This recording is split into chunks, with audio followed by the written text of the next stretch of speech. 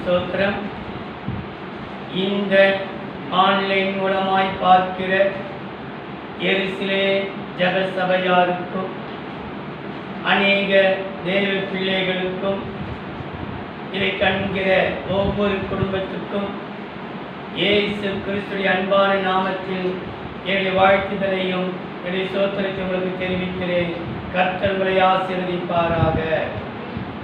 இந்த ஜூன் மாதம் 2வது ஞாயிற்றுக்கிழமை 13ஆம் தேதி நமக்கு எப்பவுமே திருவிருந்து உண்டு. இன்றைக்கு தனித்தனியாக குடும்பமாக ஒரு குடும்பமாய் வந்து சபையில திருவிருந்து எடுத்துக்கொள்ளும்படி உங்களை கேட்டுக்கொள்கிறேன். நீங்கள் தேவ செய்தியை கேட்கிற இதே வேளையிலே கர்த்தர் உங்கள் வேதனைகள் அனைத்தையும் மாற்றி இருப்பார் என்று நான் நம்புகிறேன். ஏனென்றால் அநேகருக்கு மாத்திரமல்ல, அடியானுக்கு கூட அநேக வேதனைகள் உண்டு. ஆனால் கர்த்தர் நம்முடைய வேதனையை மாற்றவே அறிந்திருக்கிறேன், வாக்கு கொடுத்திருக்கிறார். கொடுத்ததே நல்லவர். நீங்கள் வீடுகளிலே இந்த நேர ஆராதனை செய்திருப்பீர்கள். உடனே உங்களுக்காக ஒரு 15 நிமிஷம் தேவ செய்தியை பேசி உடனே அனுப்புகிறேன். கேளுங்கள், கர்த்தர் ஆசீர்வதிப்பாராக. நீங்கள் வீடுகளில் ஆராதனை முடித்துவிட்டு நேராய் சபைக்கு வந்து திருவிருந்து எடுத்துக் கொள்ளுங்கள். கர்த்தர் ஆசீர்வதிப்பாராக. யாத்ராகமம் 3ஆம் அதிகாரம் 7ஆம் வசனம். அப்பொழுது கர்த்தர், யாத்ராகமம் 3ஆம் அதிகாரம் 7ஆம் வசனம்.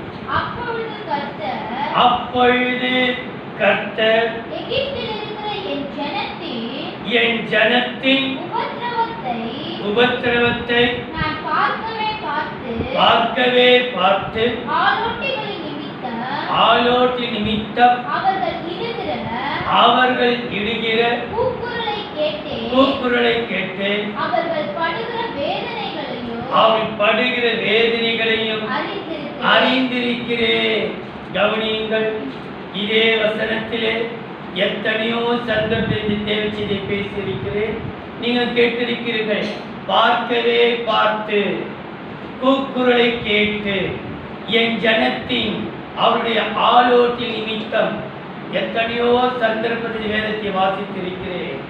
ஆனால் கர்த்தர் இந்த வேதத்தின் வசனத்தை எனக்கு காண்பித்து ஒரே ஒரு வார்த்தை, அவர்கள் படுகிற வேதனைகளை நான் அறிந்திருக்கிறேன். வேதனைகளை அவர்கள் பன்மையிலே போடப்பட்டிருக்கிறது. ஒருத்தரை பார்த்து கர்த்தர் சொல்லவில்லை. சபை மக்களை பார்த்து, இந்த தேசத்தை பார்த்து, விசுவாச மக்களை பார்த்து அவர்கள் படுகிற வேதனைகளை நான் அறிந்திருக்கிறேன். ஏனென்றால் நமக்கு தெரியும், மார்க் எழுதின சுவிசேஷம் 5ஆம் அதிகாரம் 34ஆம் வசனத்திலே, மார்க் 5:34,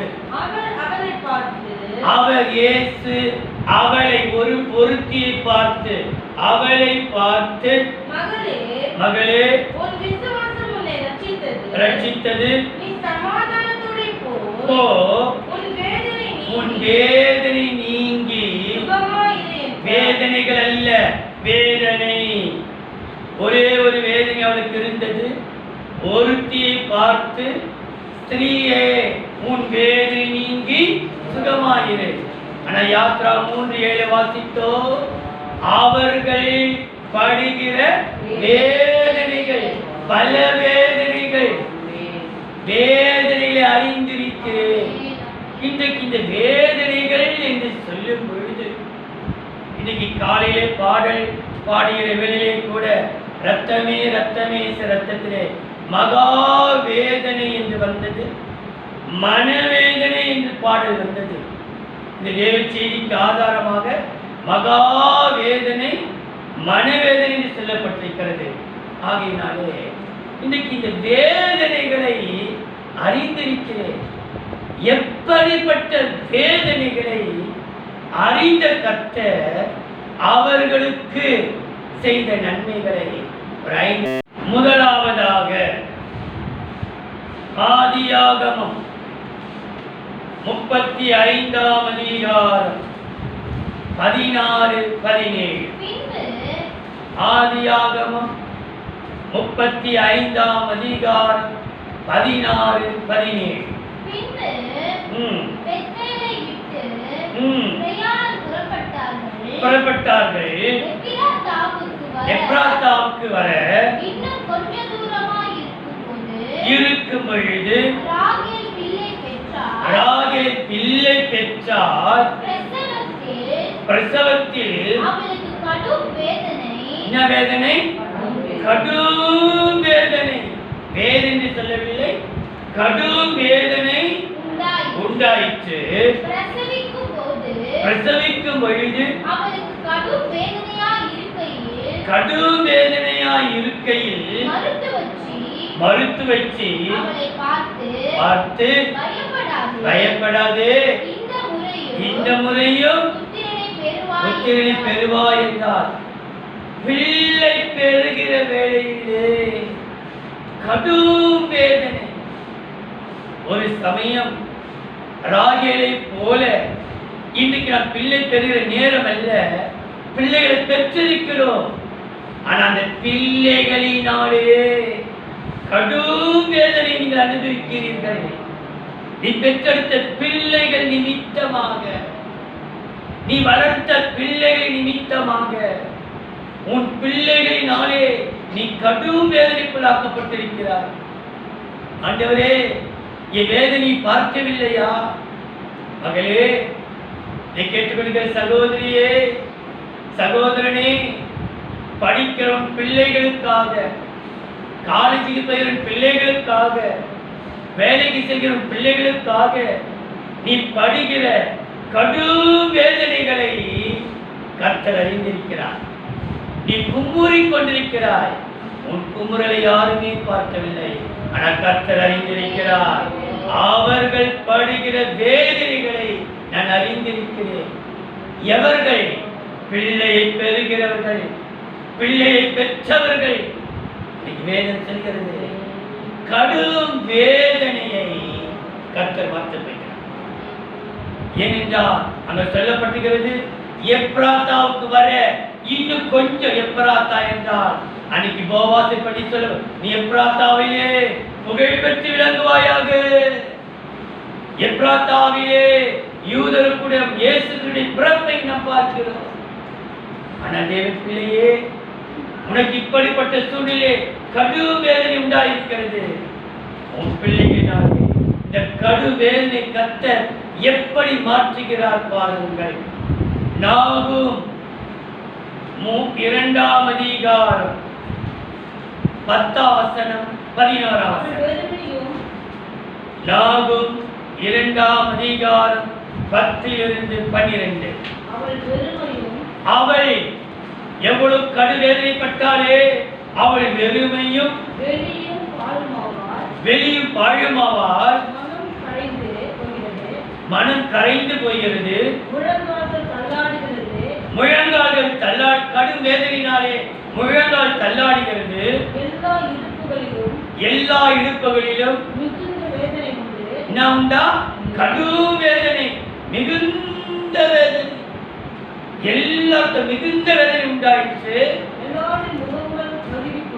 எல்லாருடைய முகங்கள் கருகி போகிறது.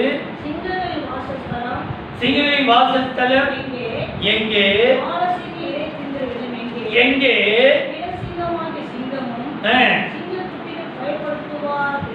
பயப்படுத்துவார் இல்லாமல்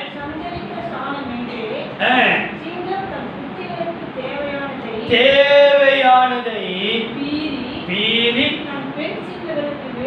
தன் பெண் சிங்கங்களுக்கு வேண்டியதை கொன்று இறைகளால் தமிழ் செவிகளையும் பீறி போட்டவையினால் நிரப்பிற்று. கடும் வேதனையினாலே கண்ணீர் வடிக்கிற உனக்கு, என் பிள்ளையினாலே எனக்கு ஒரு 10 ரூபாய் இல்லையே, என் புருஷனாலே ஒரு 10 ரூபாய் இல்லையே, என் கூட பிறந்த பிறப்புகளால் எனக்கு ஒரு 10 ரூபாய் இல்லையே, எந்த ஜாதியாருக்கு ஒரு நன்மை இல்லையே. கடும் வேதனைப்பட்டு பலனெல்லாம் போய் கதறி கொண்டிருக்கிற உன்னை பார்த்து கர்த்தர் சொல்கிறார், உனக்காக சிங்க குட்டிகள் பட்டினியாய் கிடந்து தாட்சி அடைந்தாலும் கர்த்தரை தேடி வந்திருக்கிற உனக்கு ஒரு நன்மையும் குறைபடவே படாது. அப்படி என்றால் உயிரைகளினாலே நீ நிறைந்து கர்த்தர் செய்கிறார். உன்னுடைய எல்லா கடும் வேதனைகளை பார்த்து கர்த்தர் கடும் வேதனையை நீக்கி உனக்கு ஒரு நிறைவை நிரப்புவார். உன் சரீரத்தில் ஒரு நிறைவு, பரிசுத்தாவின் நிறைவு, சந்தோஷத்தின் நிறைவு, வல்லமையின் நிறைவு, ஜெபாவினால் நிறைவு, ஆகார நிறைவு, வருமான நிறைவு, ஆவிக்குரிய நிறைவினாலும் சரீரத்தின் நிறைவினாலும் நிரப்புவார். யாரை? கடும் வேதனைப்பட்டவர்களை கடும் வேதனையை நீக்கி நிரப்புவார். பரிசுத்தாவினால் நிரப்புவார், வல்லமையினால் நிரப்புவார், கிருபையினாலே நிரப்புவார். உனக்கு வேண்டியதெல்லாம் தந்து நிரப்புவார். இரண்டாவதா 1 சாமுவேல் 2ஆம் அதிகாரம் 33ஆம் வசனம். 1 சாமுவேல் 2ஆம் அதிகாரம் 33ஆம் வசனம். என் பலிபீடத்தில் சேவிக்க நான் உன் சந்ததியில் நிர்குணமாக்காதவர்களே உன் கண்களை கூட்டுப் போக பண்ணவும் உன் ஆத்துமாவை வேதனைப்படுத்தவும். உன் ஆத்துமாவின் வேதனை. என்ன வேதனைங்க? ஆத்துமாவில் ஒரு வேதனை. சரீரத்தில் ஒரு வியாதி இல்லை, நம்ம சரீரத்தில் எந்த ஒரு வேதனை இல்லை, ஆனா ஆத்தும பாரம் என்றால் பாரம். சில பேரை நினைக்கும் போதே நெஞ்செல்லாம் வலிக்கிறது போல. ஐயோ இப்படி இருக்கிறார்களே. ஒரு ஆத்தும வேதனை கர்த்தர் அறிந்திருக்கிறார். இது வெளி வேஷம் யாருக்குமே தெரியாது. ஆனா நீ படுகிற ஆத்தும வேதனையை என் தேவன் அறிந்திருக்கிறார். தேவ பிள்ளையே, எந்த மகனாலே, எந்த மருமகனாலே, எந்த பேர பிள்ளையாலே, எந்த மருமக்கமார்களாலே நீ படுகிற ஆத்தும வேதனை, நீ கேட்டுக்கொண்டிருக்கும்போதே உன் பிள்ளை நிமித்த ஒரு ஆத்தும வேதனை, உன் மருமகள் நிமித்த ஒரு ஆத்தும வேதனை, உன் பேர பிள்ளை நிமித்த ஒரு ஆத்தும வேதனை, உன் கூட பிற ஜனங்கள் அவனுக்கு ஆத்தும வேதனை. ஆனா கர்த்தர் சொல்கிறார், உன் ஆத்தும வேதனையை நான் அறிந்திருக்கிறேன். அவர்கள் படுகிற வேதனைகளை நான் அறிந்திருக்கிறேன். எப்படிப்பட்ட வேதனை? ஆத்தும வேதனையா. இந்த ஆத்தும வேதனையை கர்த்தர் எப்படி மாற்றுகிறார் பாருங்கள். ரோமரின் புஸ்தகம் 9ஆம் அதிகாரம் 1-2. எனக்கு மிகுந்த துக்கமோ. ரோமர் 9ஆம் அதிகாரம் 1-2. எனக்கு மிகுந்த துக்கமும் மிகுந்த துக்கமும் இடைவிடாத மனவேதனையும் உண்டாயிருக்கிறது. எப்படி இருக்கிறதா? இடைவிடாத ஒரு நிமிஷம் இந்த செய்தி, அந்த செய்தி, இவங்களோட செய்தி, அப்பாவோட செய்தி, அம்மாவோட செய்தி, அண்ணனோட செய்தி, அக்காவோட செய்தி, இப்படி பல செய்திகள் ஆத்துமலே இடைவிடாத வேதனையும் உண்டாயிருக்கிறது. நான் சொல்லுகிறது பொய்யல்ல, பொய்யல்ல, கிறிஸ்துவுக்குள் உண்மையை சொல்லுகிறேன் என்று, கிறிஸ்துவுக்குள் உண்மையை சொல்லுகிறேன் என்று, பரிசுத்த ஆவிக்குள் என் மனசாட்சியும் எனக்கு சாட்சியாக இருக்கிறது. எனக்கு என்ன இருக்கிறது? சாட்சியா இருக்கிறது. என்னுடைய மிகுந்த மனதிலே தோன்றுகிற வேதனை இடைவிடாத ஒரு ஆத்தும வேதனை, மகா ஆத்தும வேதனை ஆண்டவரே. ஆனால் மகனே, மகளே, ஆத்மாக்களை குறித்த ஒரு வேதனை உனக்கு இருக்கிறபடியினாலே கர்த்தர் இந்த பூமியின் சக்கரத்திலே உன்னை கர்த்தர் சாட்சியாய் மாற்றுவார். உன்னை சாட்சியாய் நிறுத்துவார். உன் சாட்சியை மாற்ற அவர் வல்லவராய் காணப்படுகிறார். ஆத்தும வேதனை உன்னை சாட்சியாய் மாற்றும். மூன்றாவதாக 2 நாளாகமம் 24ஆம் அதிகாரம் 25ஆம் வசனம். அவர்கள் 2 நாளாகமம் 24ஆம் அதிகாரம் 25ஆம் வசனம். அவர்கள் அவனை மகா வேதனைக்குள்ளவனாக என்ன வேதனைக்குள்ளாக? மகா வேதனைக்குள்ளாக. விட்டுப் போனார்கள். கவனியுங்கள், கடு வேதனை, ஆத்ம வேதனை, மகா யாருக்கு சொல்லுவது? இவ்வளோ மகா வேதனை அங்க எப்படி வாசிக்க முடியுமா? மகா வேதனையினாலே அவனை விட்டுட்டு போயிட்டார்கள். சொந்தங்கள் பந்தங்கள் 1000 உறவு இருக்குது. ஆனால் நீ வேதனைப்படும் பொழுது உன்னோடு யாரும் இருக்க மாட்டார்கள். நீ சந்தோஷப்படும் போது, உன் கையில பணம் இருக்கும் போது உனக்கு உறவு தேடி வரும். உன் கையில ஒண்ணும் இல்லாமல் மகா வேதனை தாக்கும் போது ஒருத்தரும் கூடவே இருக்க மாட்டார்கள். மகளே, நீ கேட்கிற மகனே, உன் மகா வேதனையை என் தேவன் அறிந்திருக்கிறார். இன்னைக்கு நீ எல்லாரோட கைவிடப்பட்டிருக்கிற, எல்லாரும் மறக்கப்பட்டிருக்கிற, எல்லாரும் நிந்திக்கப்பட்டிருக்கிற, யாருமே உன்னை விசாரிக்கல. உன்னுடைய வேதனை சாதாரண வேதனை அல்ல, மகா வேதனை. யாருமே இதை புரிந்து கொள்ளவில்லையே. யார் புரிந்து கொள்ளவில்லையோ நீ யாராய் கொஞ்சம் புரிந்து கொண்டிருக்கிறார், நீ அறிந்து வைத்திருக்கிறார். இந்த மகா வேதனை கர்த்தர் மாற்றுகிறார். பாருங்கள், எரேமியா 14ஆம் அதிகாரம் 17ஆம் வசனம். என் கண்களில் இருந்து எரேமியா 14ஆம் அதிகாரம் 17ஆம் வசனம். என் கண்களில் இருந்து என் கண்களில் இருந்து இரவு இரவு பகலும் ஓயாமல் கண்ணீர் ஓடிக்கொண்டிருக்கும் என் ஜனம் என்கிற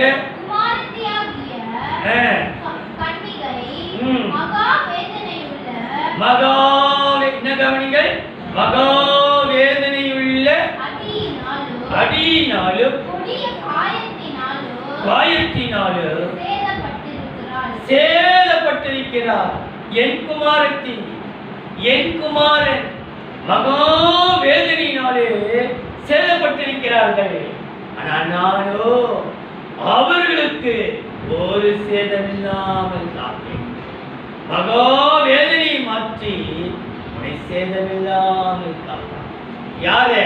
என் குமாரத்திய, என் குமாரனே, என் ஆத்ம மனவாட்டிய, என் நேசத்துக்குரியவளை, என் பாசத்துக்குரியவளை, எனக்கு பிரியமானவர்களை சேதமில்லாமல் காப்பேன்.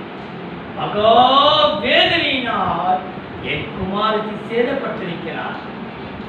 நானும் அவர்களை சேதமில்லாமல் காப்பேன். உன்னை யாரும் சேதப்படுத்த முடியாது. உன்னை எவ்வளவுக்கு அழிக்க நினைச்சாலோ, நிறுவனமாக்க நினைச்சாலோ, உன்னை வேதனைப்படுத்த நினைச்சாலோ யாருடைய சேதப்படுத்த முடியாது. நீ கர்த்தருடைய பார்வைக்குள் இருக்கிறாய். கர்த்தருடைய பார்வை மீது பட்டுக்கொண்டே இருக்கிறது. ஆகையினாலே இந்த மகா வேதனை கர்த்தர் மாற்றி சேதமில்லாமல் முதலாவது சொன்னேன், கடும் வேதனையை மாற்றி நிரப்புவார். ஆத்ம வேதனையை மாற்றி சாட்சியாக்குவார். மகா வேதனையை மாற்றி சேதமில்லாமல் காப்பார். நான்காவதா யோபின் புஸ்தகம் 7ஆம் அதிகாரம் 11ஆம் வசனம். ஆகையால் யோபு 7ஆம் அதிகாரம் 11ஆம் வசனம். ஆகையால் நான் என் வாயை அடக்காமல் என் ஆவியின் வேதனையினால் பேசி ஆவியின் வேதனையினாலே என்ன வேதனை போடப்பட்டிருக்கிறது? ஆவியின் வேதனையில் சொல்லப்பட்டிருக்கிறது. ஆவியின் வேதனையினால் என் ஆவி அடக்காமல் பேசி. எனக்கு ஒரு ஆவியின் வேதனை. சில பேர் பேசிட்டாதான் அவங்க நிம்மதியாகிறாங்க. உள்ள மனசுல வச்சுதான் அவங்களுக்கு நிம்மதி இருக்காது. ஆனா வசனம் சொல்கிறது, இவ்வளவு கொட்டாங்க பேசுறாங்க, ஆனா கொட்டிட்டாங்க. தேவ பிள்ளையே, அதையும் கர்த்தர் அறிந்திருக்கிறார். உன் சரீர வேதனையை பார்க்கிறார், உன் ஆத்ம வேதனையை பார்க்கிறார். இங்கே போடப்பட்டிருக்கிறது, உன் ஆவியின் ஆவியின் வேதனையை கர்த்தர் பார்க்கிறார். ஆவி, ஆத்துமா, சரீரம், இந்த மூன்று நிலைமையில் இருக்கிற வேதனைகளையும் நம்மை தேவனால் மாற்ற முடியும். ஆவியின் வேதனையை கூட கர்த்தர் மாற்ற வைக்கிறார். இன்னைக்கு ஆவியிலே நமக்கு ஒரு நிம்மதி இருக்காது, ஒரு விடுதலை இருக்காது. ஏதோ ஆவியில் ஒரு செபிக்கு உட்காருவோம், ரொம்ப நேரம் உட்கார்ந்து கொண்டே இருப்போம். என்னென்னமோ யோசனை, அவன் பேசினதெல்லாம் தான் நமக்கு ஞாபகம் வரும். நமக்கு துஷ்ட கருத்து அதுதான் ஞாபகம் வரும். நம்மளை வேதனை அதுதான் நமக்கு முன்னாக வந்து கொண்டே இருக்கும். நான் கர்த்தர் அந்த ஆவியின் வேதனையும் இன்னைக்கு கர்த்தர் அறிந்திருக்கிறார். நீ ஆவியில போராடி கொண்டிருக்கிற, ஜெபிக்க முடியல, உபவாசிக்க முடியல, ஜெபத்தை உட்கார்ந்து இருக்கிற, பைபிள்ல கண்ணை வைக்கிற, ஆனா படிக்க முடியல. பைபிள் படிக்கிற ஓட்டம் எங்கெங்கேயோ ஓடுது. ஆவியை நீ தடிமாறி கொண்டிருக்கிற தேவ பிள்ளையே, என் மகனே, என் மகளே, இதை கேட்டுக்கொண்டிருக்கும் போது நீ ஆவிக்குரியவன் என்று ஊர் உலகம் பார்க்கிறது. பைபிளை தூக்குற, பைபிள் மீது கண் பதிது, ஆனா படிக்க முடியல. ஆவியில நீ வேதனைப்பட்டுக் கொண்டிருக்கிற. ஆவிக்கும் மாம்சத்துக்கும் தேவனுக்கும் போராட்டம் நடந்து கொண்டிருக்கிறது. அதை அறிந்த கர்த்தர் சொல்கிறார், அதை பார்த்த கர்த்தர் சொல்கிறார், உன்னுடைய ஆவியின் வேதனையை அறிந்திருக்கிறேன். உன் ஆவியின் வேதனையை அறிந்திருக்கிறேன், உன் ஆவியின் வேதனையை அறிந்திருக்கிறேன் என்று கர்த்தர் சொல்கிறார். எதற்காக? வாசித்து பாருங்கள். யோபு 39ஆம் அதிகாரம் 3-4 வசனத்தை பாருங்கள். யோபு 39ஆம் அதிகாரம் 3-4. யோபு 39ஆம் அதிகாரம் 3-4. அவைகள் நொந்து குனிந்து போட்டு தன்னுடைய ஆவியின் வேதனையை நீக்கிவிடும். வளர்த்து எதிலே வளருமா? வனாந்தரத்தில், வனத்திலே. காடு ஒன்றுமே இல்லை, ஆனாலும் வளர்ந்து கர்த்தர் வளர செய்வார். ஆவியின் வேதனையை கர்த்தர் மாற்றி வளர்ப்பார், வளர செய்வார். கர்த்தர் உங்களை வளர செய்வார். ஆவிக்குரிய வாழ்க்கையிலே கர்த்தர்களை வளர செய்வார். ஆவியின் வேதனை கர்த்தர் மாற்றி. நான் 5ஆவதா கடைசியா முடிக்கிறேன். மத்தேயு எழுதின சுவிசேஷம் 15ஆம் அதிகாரம் 22ஆம் வசனம். மத்தேயு 15:22ஆம் வசனம். அப்பொழுது அந்த திசையில் குடியிருக்கிற கானானிய ஸ்திரீ ஒருத்தி அவரிடத்தில் வந்து ஆண்டவரே, தாவீதின் குமாரனே, எனக்கு இரங்கும், என் மகள் பிசாசினால் கொடிய வேதனைப்படுகிறாள் என்று. என்ன வேதனைப்படுகிறார்? கொடிய வேதனை. கவனித்தீர்களா? அப்பொழுது கர்த்தர் அவர்கள் படுகிற வேதனைகளை நான் அறிந்து, வேதனைகளை, கடும் வேதனை, ஆத்தும வேதனை, மகா வேதனை, ஆவின் வேதனை இங்கே போடப்பட்டிருக்கிறது. கொடிய எதினாலே? பிசாசினாலே கொடிய வேதனை. என் பிள்ளை நல்ல மகள், என் மகன் நல்ல மகன், என் பிள்ளை நல்ல பிள்ளை, என் மகள் பிசாசினாலே கொடிய வேதனைப்படுகிறார். வசனம் சொல்கிறது. மத்தேயு 17ஆம் அதிகாரம் 15ஆம் வசனம் 18ஆம் வசனம். ஆண்டவரே, அங்கே மகள் என்று போடப்பட்டிருக்கிறது, இங்கே மகன் என்று போடப்பட்டிருக்கிறது. மத்தேயு 17:15ஆம் வசனம் 18ஆம் வசனம். ஆண்டவரே, என் மகனுக்கு இரங்கும், அவன் சந்திரரோகியால் கொடிய வேதனைப்படுகிறான். அடிக்கடி பிக்ஸ் காக்கா வலிப்பு அடிக்கடி கீழும் அடிக்கடி வீழ்கிறார். இயேசு இயேசு பிசாசை அதட்டினார். அதுவும் பிசாசு தான். வலிப்பு வருகிறதும் பிசாதான். பிசாசை அதட்டி உடனே அது அவனை விட்டு புறப்பட்டது. அந்நேரமே அந்த இளைஞன் இளைஞனே நீ பிசாசினால் ஆட்கொண்டிருக்கிறார். வாலிப பெண்ணே நீ பிசாசினால் ஆட்கொண்டிருக்கிறார். இயேசுவின் பாதத்தண்டிலே வா. நீ கொடிய வேதனையை என் தேவனால் மாத்திரமே முடியும். யாராலும் முடியாது, யாராலும் முடியாது. அந்த மகள் வாலிப மகள் என்று போடப்பட்டிருக்கிறது. இங்கே வாலிபர் இளைஞன் என்று போடப்பட்டு, ஆனா ரெண்டு பேருமே பிசாசினால் அலங்கரிக்கப்பட்டு ஊரை சுற்றுகிறார்கள், சுற்றிக் கொண்டு வருகிறார்கள். கர்த்தர் இன்றைக்கு கடும் வேதனை மாற்றப்படுகிறார். தாய் ஓடி வந்து இயேசுவின் பாதத்தில் வைக்கிறார். ஆண்டவரே என் மகனை காப்பாற்றும், என் மகனை காப்பாற்றும். கொடிய வேதனை, விட முடியாத வழக்கங்கள் அவனை ஆட்கொண்டிருக்கிறது. அவனை விட்டு விலகவில்லை. என் தேவனால் ஒருவர் மாத்திரமே கொடிய வேதனை உன்னை சொஸ்தமாக்குவார். பிசாசின் கிருந்து உன்னை விடுதலையாக்குவார். கேட்டுக்கொண்டிருந்தார் பிள்ளையே, நான் முடிக்கிறேன்.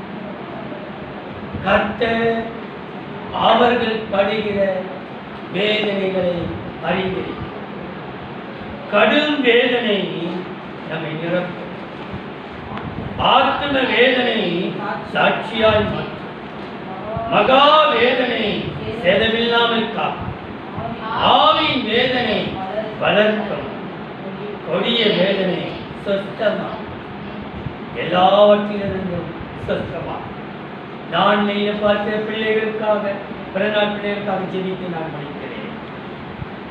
இன்றைக்கு 13ஆம் தேதி தேவ கிருபா பிறந்த நாள். ஜெயக்குமாருடைய மனைவி தேவ கிருபாவுடைய பிறந்த நாள். 16ஆம் தேதி சுகீர்தா மகன் பிரேம் பிறந்த நாள்.